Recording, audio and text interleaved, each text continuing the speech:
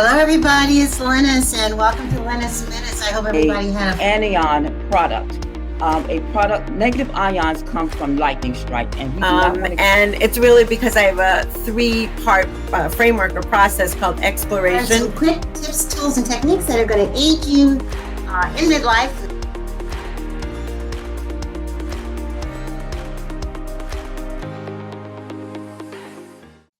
Okay, here it comes. Red beans.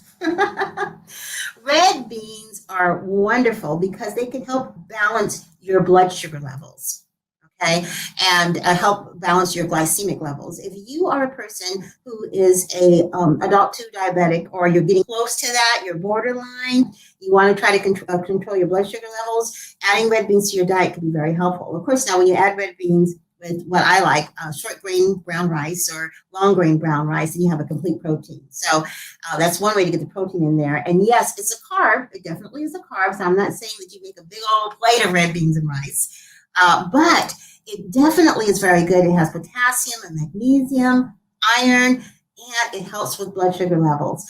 When you were preparing the red beans, sometimes they're only as good as what you prepare them with, okay?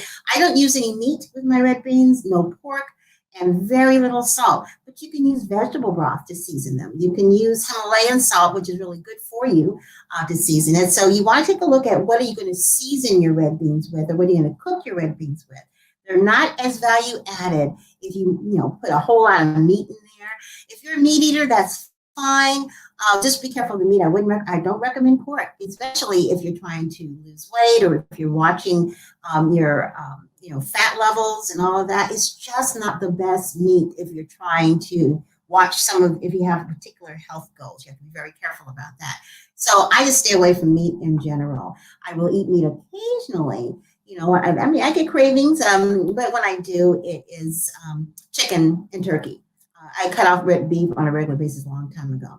And of course, that's my personal opinion. Everybody has what they know they can and cannot eat. But I always say, when it comes to any kind of nutrition, all things in moderation. There's nothing wrong with having a good time eating whatever your favorite food is, as long as you just don't make it all the time. If it's pizza, well, nothing wrong with a slice of pizza every once in a while. Just don't make it like pizza morning, noon, and night, 5 days a week, and then maybe an extra little bonus pizza day on the 7th day. No. Use your wisdom, ladies, which midlife women are full of wisdom.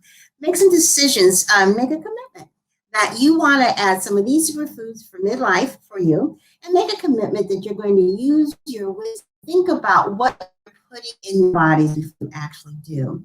Is it really value added in terms of your nutrition? Does it have a lot of fat in it? Is there another choice that you could make that might have less salt in it? Do you really need that sugar right now? Or maybe you might want to grab some blueberries instead, or maybe an apple or something like that. There's usually some kind of alternative thing that you can eat to take place of the bad thing. But the first thing is that you have to make the decision.